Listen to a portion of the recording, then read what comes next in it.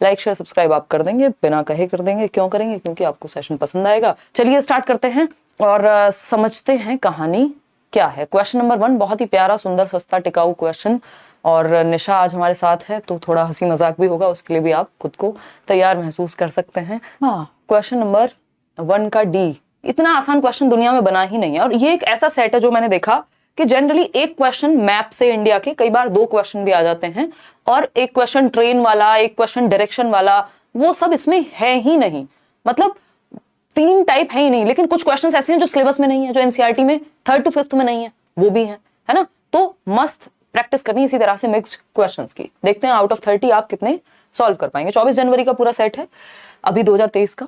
Question number 1 क्या कहता है हमसे, बस लेंदी बनाया गया। पता है इसमें एक बात जो मैं नोटिस कर पा रही हूं ऑनलाइन एग्जाम्स में सीटेट के, ये आपके कॉम्प्रिहेंशन को चेक करना चाहते हैं कि आप क्वेश्चन को पढ़ के भाषा कितने अच्छे से समझ पाते हैं। जिसका कॉम्प्रिहेंशन अच्छा है, जिसका पढ़ के समझने की क्षमता अच्छी है, वो ज्यादातर क्वेश्चंस डील कर लेगा, है ना। चलिए समझते हैं कहानी है क्या। मजा आएगा आज के डिस्कशन में, पक्का पक्का। अब एक बात और ध्यान रखनी है यहाँ, जब हम बात ईवीएस की कर रहे हैं, जो कि पेपर 1 में 30 मार्क्स का आता है। कितने मार्क्स का? 30 मार्क्स का पेपर 1 में ईवीएस आपका आता है। अब ये ईवीएस सिर्फ एनवायरमेंटल स्टडीज नहीं है कि आपको सिर्फ एनवायरमेंट के बारे में पढ़ते रहना है। इसमें से 15 नंबर नॉर्मल क्वेश्चंस या जनरल क्वेश्चंस आएंगे। जीक्यू का मतलब वो जीके नहीं है, जनरल सामान्य क्वेश्चंस, जिसमें 2 तरीके के हो सकते हैं ये क्वेश्चन। सॉरी, एनसीईआरटी बेस्ड, ज्यादातर क्वेश्चंस एनसीईआरटी बेस्ड होते हैं। कुछ 4-5 क्वेश्चन ये ऐसे भी डाल देते हैं, 4 से 5 क्वेश्चंस जो आपके जनरल अवेयरनेस टाइप के होंगे या एनवायरमेंट से रिलेटेड होंगे, चाहे वो यूपी टेट में या जनरल जो एनवायरमेंट के क्वेश्चंस होते हैं उस तरह के होंगे, है ना। और 15 नंबर में प्योर पेडागोजी आती है। कई बार ये 15 से 17, 20 तक भी पहुंच जाती है किसी किसी पेपर में। ये पेडागोजी आपके लिए बहुत स्कोरिंग हो सकती है यदि आपने सीडीपी को अच्छे से पढ़ा है। आप कह रहे हैं 85% लोग के डी ऑप्शन है। समझते हैं question. Solve the following riddle. एक पहेली दी हुई है। पहेली कुछ नहीं, आपका थोड़ा सा समय इनको कंज्यूम करना है पेपर में, इसलिए क्वेश्चंस बड़े करके दिए जाते हैं। दूसरा, बच्चों की लैंग्वेज में बात हो रही है ना। तो क्या है भाई ये रिडल क्या है? कुहू कुहू is my sound, everywhere I am found. मतलब कुहू कुहू आवाज लगाती, मधुर मधुर में गीत सुनाती, है ना। सबके मन को हूं मैं भाती, बोलो मैं क्या कहलाती। मतलब कुहू कुहू is my sound, everywhere I am found, my sweet voice give me fame, just tell me what is my name. बताइए भाई, सुंदर सुरीली आवाज किसकी होती है? मैना की, पैरट की, डव की, या फिर कोयल की? तो डव की नहीं, कोयल की होगी। कोयल की जो आवाज है वो बहुत सुरीली। हम कहते हैं ना, कोई अच्छा भी गाता है तो हम कहते हैं अरे बड़ी प्यारी कोयल जैसी आवाज है। कोयल जैसी आवाज है मतलब बहुत ही सुरीली, बहुत ही अच्छी, कानों को सुनाई पड़ती है। तो कोयल, और कोयल एक क्लेवर बर्ड माना जाता है। रीजन है एनसीईआरटी में हमने पढ़ा है, मैं बीच बीच में आपको याद दिलाते हुए चलूंगी। कोयल को क्लेवर भी हम इसलिए कह रहे हैं क्योंकि जो आपका कौवा है या क्रो है, उस क्रो और कोयल के जो अंडे हैं, एग्स हैं, वो काफी हद तक सिमिलर होते हैं, या मैं कहती हूं कि बहुत हद तक उनमें सिमिलैरिटी होती है, लगभग सेम दिखते हैं। तो कौवा जो है वो कंफ्यूज हो जाता है, अपने अंडे पहचान नहीं पाता। कोयल जो है अपने जो एग्स हैं उनको रख जाती है कौवे के पास, और वो फिर बच्चे पालता रहता है उसके। अगर हम बात करें यहाँ पे एक हल्का सा डिफरेंस है। वो डिफरेंस क्या है कि कोयल के जो एग्स हैं वो स्लाइटली स्मॉलर होते हैं, यानी जो क्रो है उसके एग्स से, कौवे के एग से हल्के से छोटे पाए जाते हैं जो कोयल के एग्स हैं, अंडे हैं। ठीक, ये एक बेसिक सी जनरल इंफॉर्मेशन है जो हमें पता होनी चाहिए। क्वेश्चन नंबर 2 है और अब आप जवाब देंगे। अब देखिए ये जनरल क्वेश्चंस हैं। इस बार आपको नहीं पता क्वेश्चन कहां से आ जाए। हो सकता है पूरे 15 के 15 क्वेश्चन एनसीईआरटी से ही आ जाएं, हो सकता है 5-7 क्वेश्चन इस तरह के आ जाएं जो एनसीईआरटी में डायरेक्टली हमें देखने को नहीं मिलते। उसके लिए आप 6th 7th 8th की साइंस पढ़ लीजिए, आप ज्योग्राफी पढ़ लीजिए, हद से हद इतना ही काफी है। ठीक, देखिए एक बार अगर हम बात करते हैं 49% लोग डी ऑप्शन कह रहे हैं। क्वेश्चन ने क्या पूछा है? With the increase in poaching of dears in the following food chain. Food chain सुना है सबने?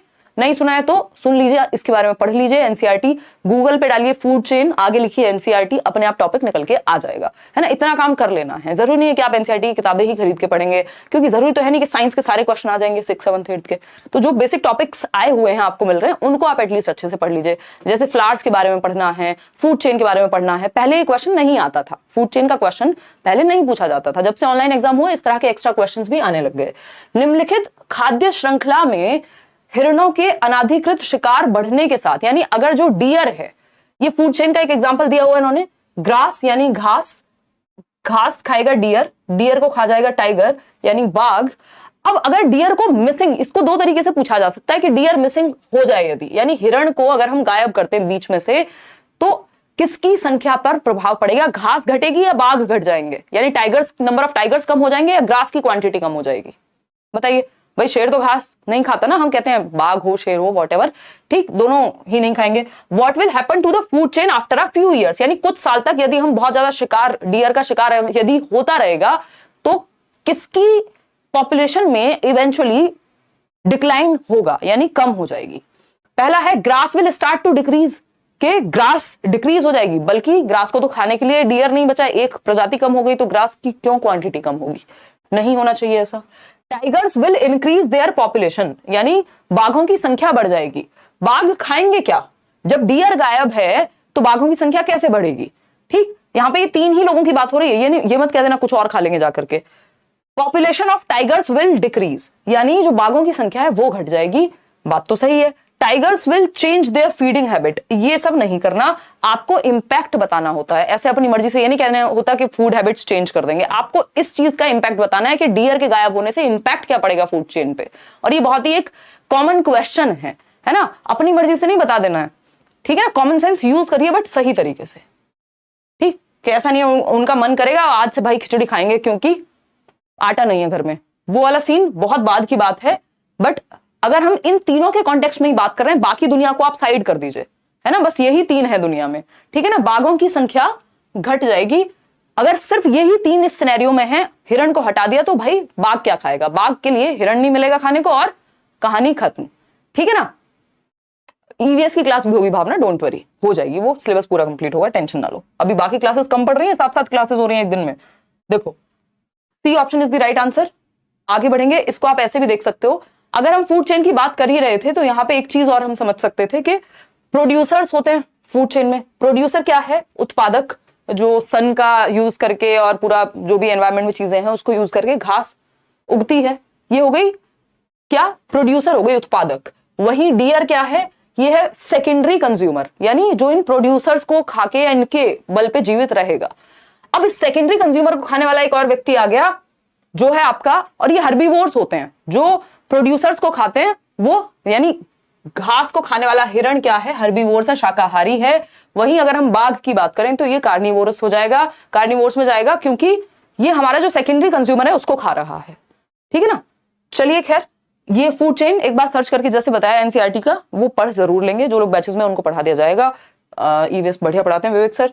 देखिए एक बार, तो ये एक फूड चेन है जिसको आप देख पा रहे हैं। प्रोड्यूसर क्या है यहाँ? ग्रास, जो कि डीकंपोजर्स जो नीचे बनते हैं जमीन के, या बेसिकली उस सॉइल में है, जमीन के नीचे क्या सॉइल में है, उनसे प्रोड्यूस होकर के या सनलाइट का इस्तेमाल करके डीकंपोजर्स के साथ ग्रास प्रोड्यूस हो रही है।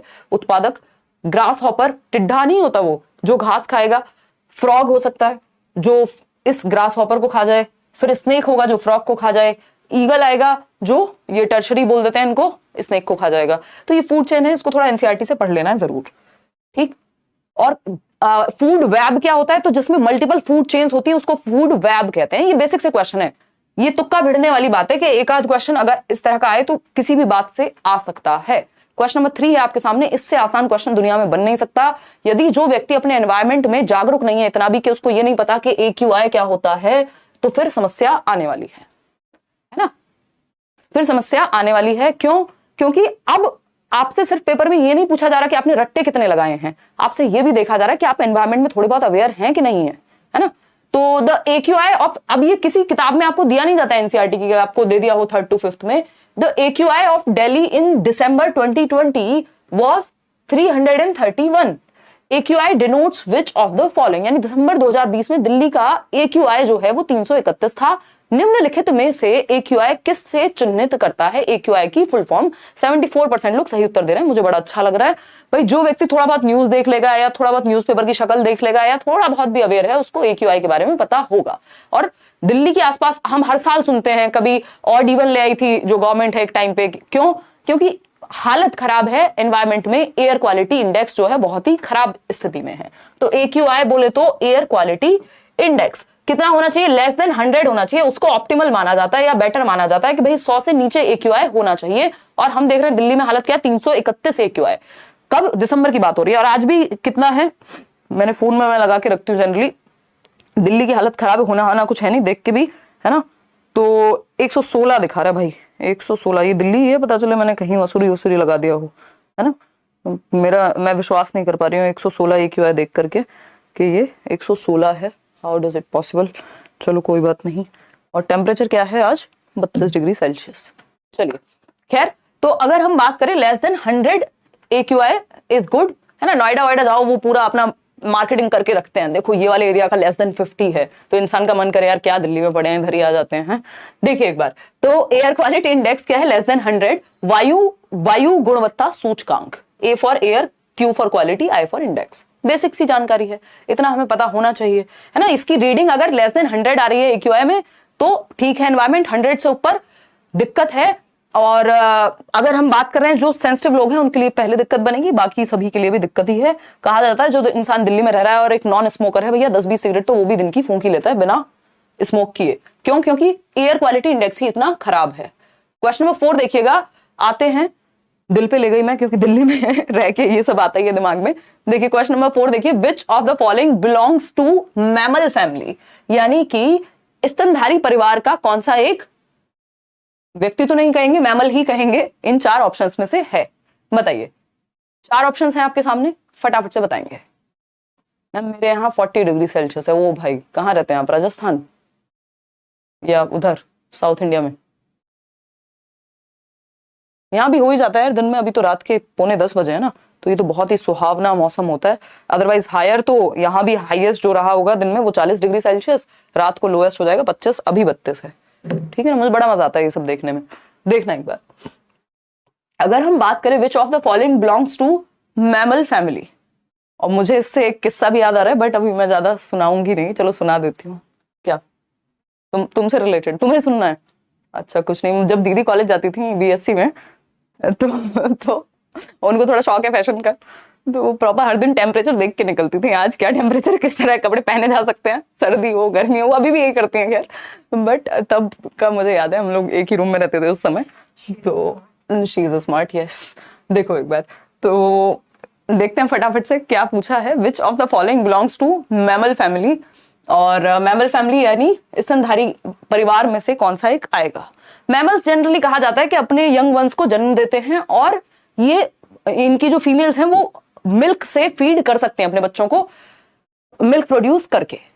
ठीक है, सेम पिंच कह रही हैं पूजा दीक्षित, बहुत बढ़िया बहुत बढ़िया, है ना, कमाल कमाल, बहुत बढ़िया। देखिए एक बार, तो ए ऑप्शन जो है वो वेल्स, आप लोग कह रहे हैं 76% लोग, बहुत स्मार्ट लोग हैं आप लोग, है ना। वेल बिल्कुल सही बात है, वेल को एक मैमल में काउंट किया जाता है। देखी होगी ना वेल्स, वो पुरानी मूवीज में भी आती थी आई थिंक, देखिए तुमने? नहीं, वो तो डॉल्फिन्स दिखाते हैं। तो वेल क्या है आपकी, ब्लू वेल गेम भी आया था एक, याद होगा, बच के रहना ऐसी चीजों से।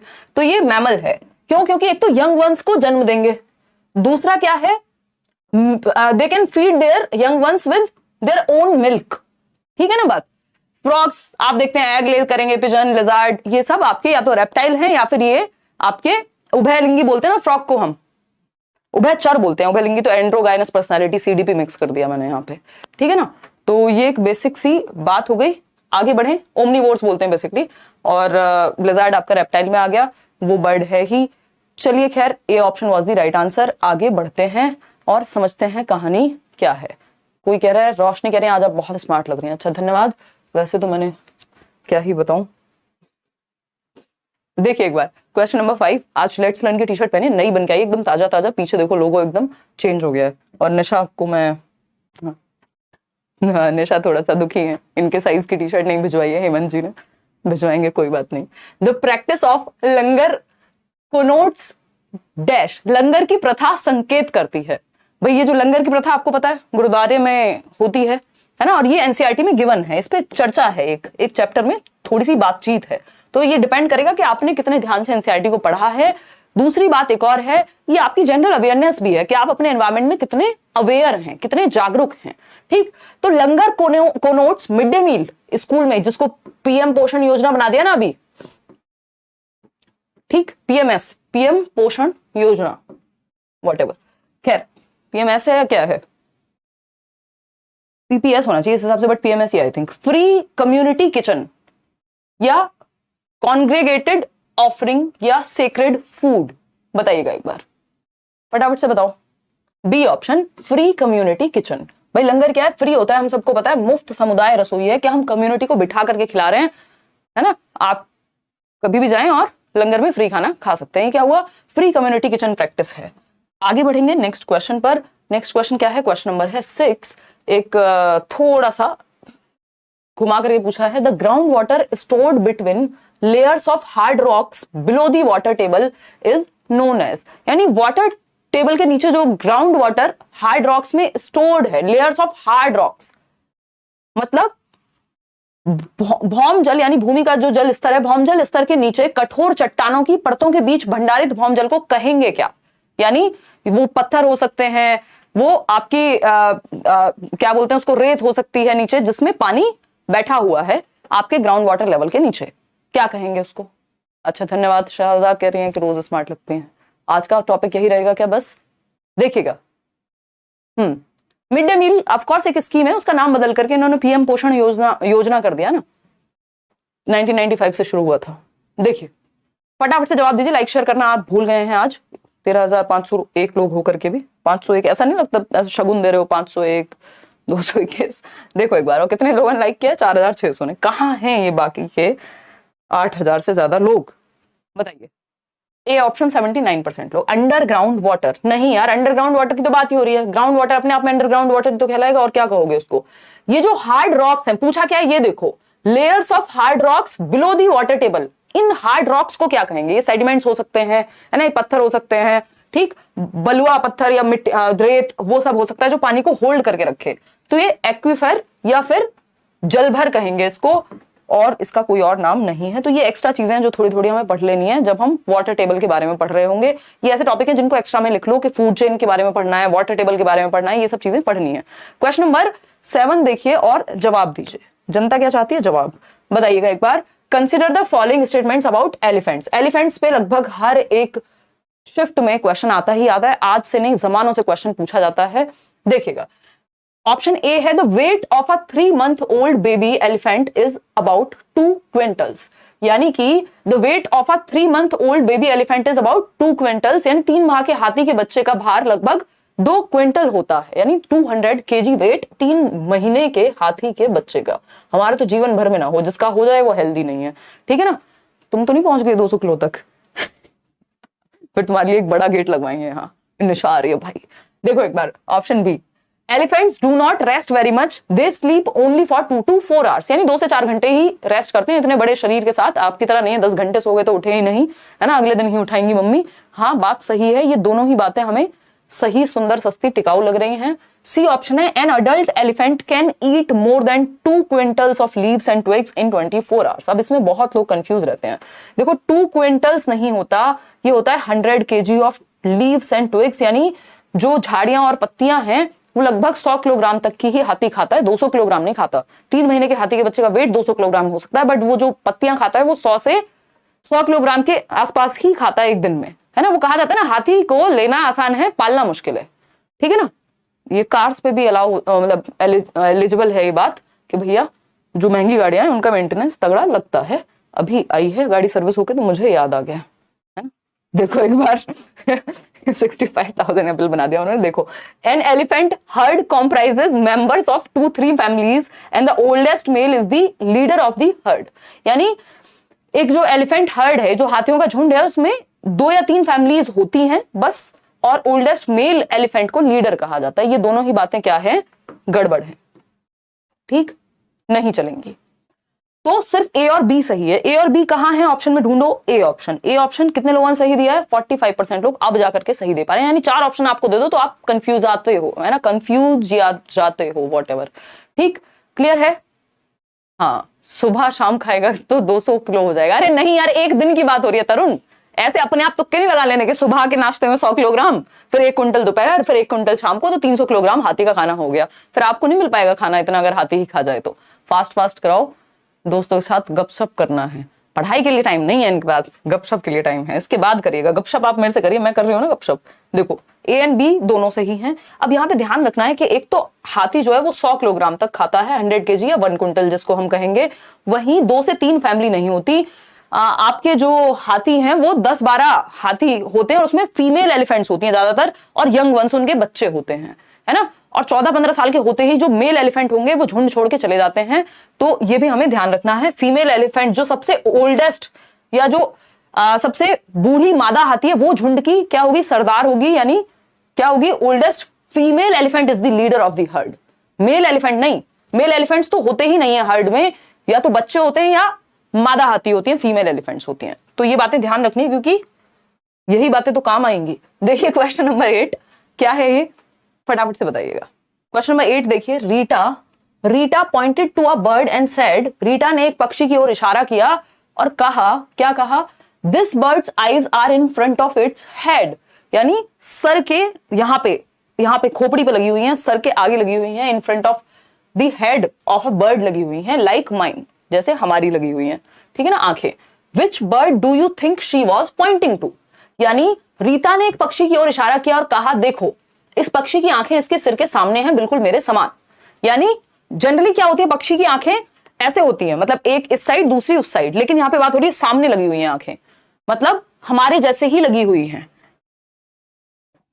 अब इसमें आप लोग मिक्स्ड आंसर दे रहे हैं, कबूतर है, गौरैया है, यानी पिजन, स्पैरो, आउल, क्रो, कौन है ये, तो ये आपको पता होना चाहिए, आउल है ये, है ना, उल्लू है। आपके बारे में बात नहीं हो रही है ना, आपके किसी दोस्त के बारे में बात हो रही है ना, जो व्यक्ति आपको पसंद नहीं है उसके बारे में बात हो रही है। खैर ये तो हुई मजाक की बात। और जो आउल है वो व्हाइट एंड ब्लैक में देख पाता है, ब्लैक एंड व्हाइट में बेसिकली, क्योंकि जो भी नाइट में जगने वाले एनिमल्स हैं वो ब्लैक एंड व्हाइट में ही चीजें दिखती हैं। उनको ब्लैक एंड व्हाइट टीवी आता था ना पहले, यानी सफेद और काले रंग में ही, उनको कलर्ड विजन, उनके पास आपका 1080p वाली HD पिक्चर्स उनको नहीं नजर आती कलर में, ब्लैक एंड व्हाइट में कलर जो है HD नजर आता होगा। जो पक्षी या बर्ड्स या जो भी जो जीव जंतु हैं वो दिन में जगते हैं, उनको कुछ हद तक कलर्स दिख पाते हैं, वो रंग देख पाते हैं, लेकिन जो रात में जगते हैं उनको ब्लैक एंड व्हाइट में ही चीजें नजर आती हैं। वैसे तो मैं भी रात में ही जगती हूँ, बट मुझे कलर अभी तक नजर आ पा रहे हैं। जिस दिन ब्लैक एंड व्हाइट होंगे मैं दिन में जगना शुरू कर दूंगी। देखिएगा एक बार, अगर हम बात करें आउल की, तो ये आप देख पा रहे हैं, इसकी जो आंखें हैं वो इन फ्रंट ऑफ इट्स हेड हैं, ठीक है ना, आउल, ठीक है, देख पा रहे हैं कि नहीं देख पा रहे हैं, दिख ही नहीं रहा होगा, ठीक। तो आउल क्या है, उल्लू, रात को जगता है, white and black and white colour में ही इसको चीजें दिखती हैं, और आंखें बिल्कुल इन फ्रंट ऑफ द हेड है, एकदम शक्ल के मतलब सॉरी सर के सामने है।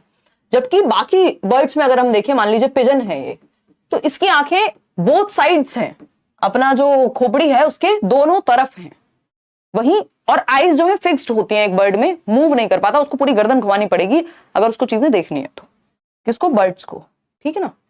बर्ड्स पे एक पूरा चैप्टर है एनसीईआरटी में, मैंने जो नोट्स दिए हुए हैं आपको फ्री टेलीग्राम चैनल पे, उसमें भी ये कहानी लिखी हुई है ना, निशा मैडम के सौजन्य से भी कंपाइल करने में इनका पूरा हाथ रहा है ईवीएस वाली पीडीएफ को। लोकटक लेक, तो गलती अगर कुछ है वो भी इनकी है। भूल गई क्या तुम, भूल गई पोल लगाना, लगा तो दिया इसी क्वेश्चन का, क्वेश्चन नंबर 9, बहुत बढ़िया, मुझे लगा ऐसे चैटिंग वेटिंग में बिजी हो।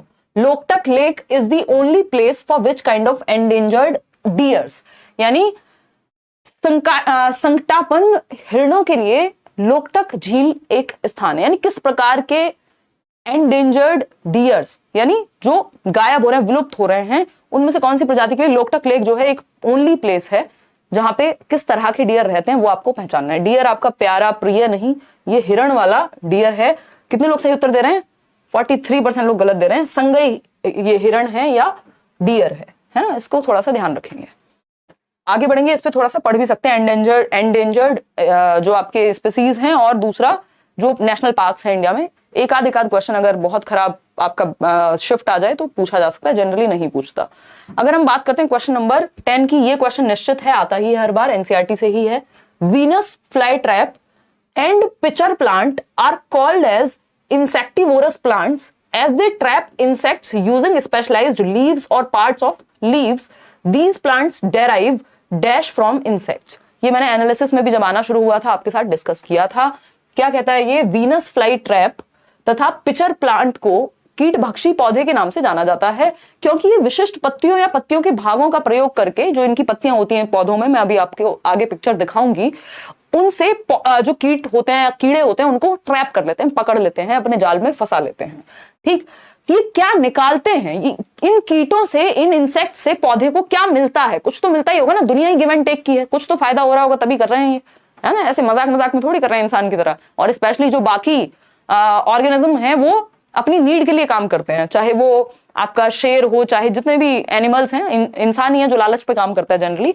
तो ये अपने शौक के लिए तो करते नहीं, मन कर रहा है शिकार करने चले गए, कुछ तो मिल ही रहा होगा, फूड है इनके लिए तो वो। तो अगर हम देखें यहाँ पे ए ऑप्शन न्यूट्रिएंट्स, कितने लोग सही उत्तर दे पा रहे हैं? 86% लोग। बहुत बढ़िया यार, पोषक तत्व मिलते हैं इनको, है ना? एयर, वाटर, सॉइल, ये सब तो एनवायरमेंट से मिल जाएगा, इसके लिए कीड़े को मारने की क्या जरूरत है?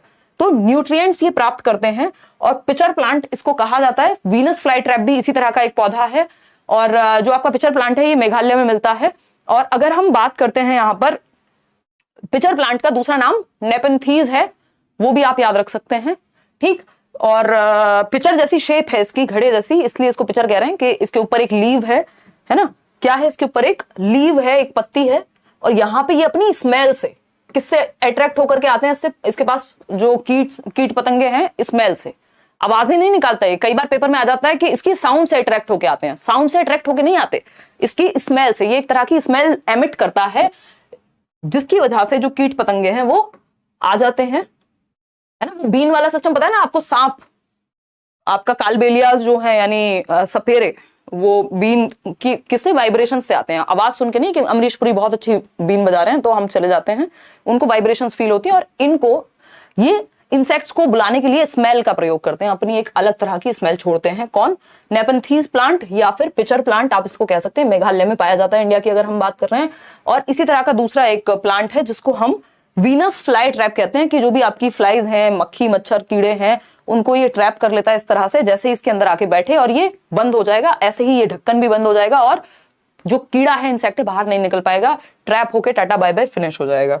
ठीक है ना? तो इन दोनों का ही नाम याद रखना है, पिचर प्लांट भी जो कि लेफ्ट में आपको दिख रहा है, और वीनस फ्लाई ट्रैप, दोनों ही पौधे इसी तरह के हैं। पिचर प्लांट का दूसरा नाम क्या है? नेपेंथीज।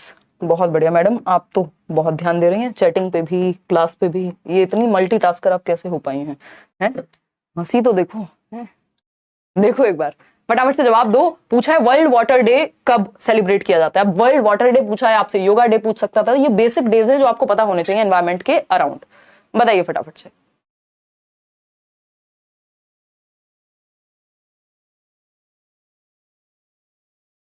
पानी भी पी रही हो, चैटिंग भी कर रही हो, पोल भी लगा रही हो। भाई कितने तेजस्वी लोग हैं हमारे आसपास, है मल्टीटास्कर के 40। देखो एक बार, देखो एक बार, अगर हम बात करें वर्ल्ड वाटर डे, विश्व जल दिवस मनाया जाता है कब? 22 मार्च को। बिल्कुल सही जवाब। कितने परसेंट लोग सही जवाब दे रहे हैं? 69% लोग, है ना? 5 जून। बताओ एक बार, ये भी कमेंट करना 5 जून किस लिए मनाया जाता है, अभी आने वाला ना। बाकी सबको हटा देते हैं। आंसर क्या है? 22 मार्च। A option is the right answer. आगे बढ़ेंगे नेक्स्ट क्वेश्चन पे। क्वेश्चन नंबर 12 क्या कहता है भाई? अगर हम बात करें RTE act 2009, RTE act 2009, RTE act 2009 ensures, क्या सुनिश्चित करता है आरटीई एक्ट? ये तो आपको पता ही होगा। अब आपके पेडागोजी वाले क्वेश्चंस कुछ हद तक शुरू हो जाएंगे, 1-2 क्वेश्चंस के बाद। फटाफट से जवाब देंगे। राइट टू एजुकेशन यानी राइट टू एजुकेशन एक्ट बात करता है अनिवार्य एवं निःशुल्क शिक्षा की, कि जो शिक्षा का अधिकार है बच्चे का, शिक्षा का अधिकार अधिनियम बोलते हैं उसको, 1 अप्रैल 2010 से लागू हुआ था। 6 से 14 वर्ष के बच्चों के लिए कंपलसरी होनी चाहिए एजुकेशन, अनिवार्य होनी चाहिए और मुफ्त भी होनी चाहिए। बच्चे को कोई पैसा नहीं देना, कोई टीसी नहीं चाहिए, कोई टेस्ट नहीं लेंगे आप उसका, और आप एडमिशन से मना नहीं कर सकते। तो 6 से 14 वर्ष का मतलब क्या है? कक्षा 1 से 8 तक, ठीक है ना? कक्षा 1 से 8 तक। और ये 6 से 18 वर्ष हो जाता है जो आरपीडब्ल्यूडी एक्ट है उसी के तहत। अगर दिव्यांग बच्चा है या डिसेबल्ड बच्चा है तो उस केस में, डिफरेंटली एबल्ड बच्चा है तो उस केस में 6 से 18 वर्ष हो जाएगी उम्र फ्री एंड कंपलसरी एजुकेशन की। और ये 6 साल तक, जन्म से नहीं, जन्म से 6 तक नहीं, अभी हम कर रहे हैं कोशिश के शुरू से ही शुरू कर दें इसको, हम 6 से ना सीधा शुरू करें। कंपलसरी एजुकेशन 14 साल तक के लिए, मतलब 6 से 14 साल, ना कि जन्म से 14 नहीं है, ये 6 से 18 नहीं। D option is the right answer. Question number 13 फटाफट से देखिए और जवाब दीजिए। बहुत ही प्यारा सा सवाल है ये, कहीं ना कहीं एनसीईआरटी में इसकी बात हुई है, बट इन्होंने फसल को चेंज कर दिया। Below are given steps of process of growing onion crop, यानी आप प्याज की फसल उगा रहे हैं, इसके लिए स्टेप्स कौन से लागू होंगे? बताइएगा। These steps are not in proper sequence, sequence में नहीं है, ए बी सी डी ये सारे ई तक 5 स्टेप दिए हुए हैं, बट आपको ये 1 2 3 4 5 के हिसाब से लगाने हैं, कौन सा पहले आएगा कौन सा बाद में आएगा। हाँ, आर्टिकल 21A के में बात होती है, जो आपका आर्टिकल 21A है उन्होंने इंसर्ट किया था आपके कॉन्स्टिट्यूशन में आरटी के वजह से। आर्टिकल 45 ECCE की बात करेगा, ठीक है ना। आज से सीटेट की प्रिपरेशन करूं तो क्या बिल्कुल हो जाएगा यार। सीटेट महीने भर में भी करते हैं लोग, 2 महीने में भी। 2 महीना तो बहुत अच्छा समय है जिसमें आप बहुत अच्छे से मेहनत करें तो आपका बहुत अच्छा स्कोर आ सकता है, और इतना आपके पास अभी है समय। देखिएगा, बताइए, digging to loosen the soil, इसमें आप लोग जवाब अलग अलग जवाब आ रहे हैं। यानी सबसे पहले हम मिट्टी की गुड़ाई करते हैं, यानी उसको थोड़ा सा लूजन अप करेंगे, ठीक है, डिग करेंगे हल्का हल्का, बहुत गहरा नहीं, है ना।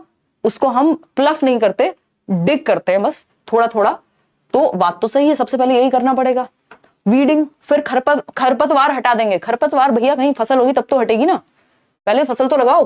पहले डिगिंग कर लिया तो वो क्लियर बात हो गई।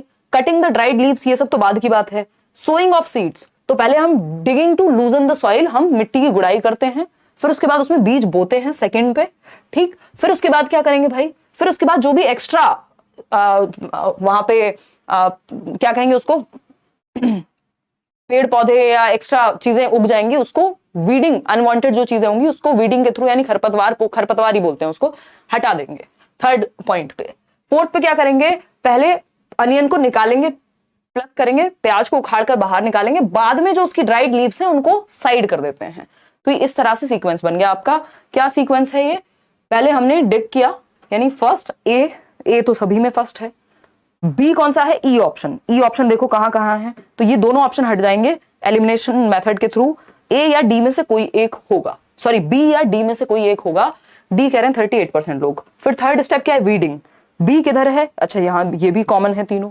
अब इस वीडिंग के बाद क्या करें, प्लकिंग द अनियन आउट या फिर कटिंग द ड्राइड लीव्स। भैया बाद में करेंगे ना ड्राइड लीव्स को कट, क्योंकि पहले उखाड़ लेंगे उसको। तो यहाँ पे डी ऑप्शन जो है वो होना चाहिए। तो डी ऑप्शन तो यही है, वहां तो सी दे दिया उन्होंने, तो B option is the right answer, ना कि डी। तो इस तरह से हम उत्तर तक पहुंच पाते हैं। कई बार क्या होता है, इतना आपको चेक करने की जरूरत नहीं पड़ती, हो सकता है ए के बाद ई सिर्फ एक ही ऑप्शन में दिया होता, तो आप समझ जाते कि सही उत्तर यही है, उसमें आपका टाइम सेव हो जाता। क्वेश्चन नंबर 14 देखिएगा, बर्ड्स के बारे में क्वेश्चन है। बर्ड्स के बारे में क्वेश्चन पूछा ही जाता है। Birds move their head very often, this is because, यानी जो पक्षी हैं वो अपने आपने देखा होगा गर्दन उनकी ऐसे ऐसे ही होती रहती है ना, फिर ऐसे ऐसे करते रहेंगे आगे पीछे। तो ये क्या है, वो ऐसा क्यों करते हैं, बताइए, बताओ। वेरी गुड, बहुत बढ़िया, 180 डिग्री देख पाते हैं। ऐसे ऐसे खतरनाक गणितज्ञ बैठे हैं हमारे साथ। देखिएगा एक बार, और लाइक शेयर करते रहना है। जो लाइक शेयर करना है भूल जाएगा, 1 नंबर कट जाएगा पेपर में, मजाक कर रही हूँ। देखो एक बार, muscle twitching is common in neck, यानी जो मसल ट्विचिंग है, गर्दन में मांसपेशियों का फड़कना आम होता है, मतलब नेचुरली ही मांसपेशियां जो है वो ट्विच करती रहती हैं, फड़कती रहती हैं। Eyes are fixed and can not move, ये मैंने आपको बताया था शुरुआत में ही। It is an involuntary action, की अनैच्छिक क्रिया अपने आप होती रहती है, जैसे दिल का धड़कना, है ना। टू गिटार का बजना लोग इंसान को देख के, टू अट्रैक्ट मेट, नहीं ऐसा नहीं है। और तुम्हें बहुत समझ में आते हैं ऐसे घटिया जोक्स, पीजे कहते हैं ना, पुअर जोक, जोक की कैटेगरी में नहीं डालेंगे। Muscle twitching is common in neck, ये भी नहीं है, इनवॉलेंट्री एक्शन भी नहीं कहेंगे, इसको कहेंगे because eyes are fixed and can not move, आंखें इनकी स्थिर होती हैं, तो इनको पूरा गर्दन को घुमाना पड़ता है, आगे पीछे करके देखना पड़ता है कि अगर ये दूसरी साइड देखना चाह रहे हैं तो ये करना पड़ता है। कोई कह रहा है एक्टिंग भी अच्छी करते हैं आप, भैया अरे वो बहुत महान व्यक्ति लिटरेचर में भी हम पढ़ते थे, बताना जरा, जिनको कुछ और ही बोलते हैं, हाँ मतलब इंडियन लोग बहुत खराब प्रोनाउंसिएशन करते हैं। शेक्सपियर, हाँ तो विलियम शेक्सपियर, तो उन्होंने जो है कहा है कि भैया टीचिंग जो है एक थिएटर है, 90%, 10% पढ़ाना है, तो इतना तो हमें नहीं आता है, बट काम चला लेते हैं हम, ठीक। चलिएगा, खैर देखते हैं कहानी है क्या। अगर हम बात करें, eyes are fixed and can not move, आंखें स्थिर होती हैं, मूव नहीं कर सकती, इसलिए गर्दन को घुमाना पड़ता है ज्यादातर बर्ड्स को। इतनी बात क्लियर है, कोई दिक्कत परेशानी दर्द समस्या दूसरी साइड का देखना है तो उनको गर्दन घुमा करके ही देखना पड़ेगा। एक बहुत ही कॉमन सेंस वाला क्वेश्चन आपके सामने आ चुका है। देखो लर्निंग जो है वो जॉयफुल होनी चाहिए, मजेदार होनी चाहिए, चाहे इस चक्कर में व्यक्ति जो यहाँ खड़ा है उसको ड्रामे करने पड़े, उसको एक्टिंग करनी पड़े, उसको कुछ भी करना पड़े, ठीक है ना। आपकी सिर्फ 9 बजे वाली क्लास लेके सीटेट क्लियर किया है, both paper, big salute to mnemonic queen, अरे धन्यवाद रजत। हाँ, निमोनिक्स मैं बहुत सारे देती हूँ जिसकी सहायता से आप अपने ब्रेन में चीजों को सस्टेन करके रख सकते हैं। मेरी लगभग हर थियरी के मैंने निमोनिक्स आपको दिए हुए हैं, बनाए हुए हैं। बाकी लोग भी अभी उसको कॉमन मतलब यूज करते हैं, कॉपी करते हैं, बट ठीक है।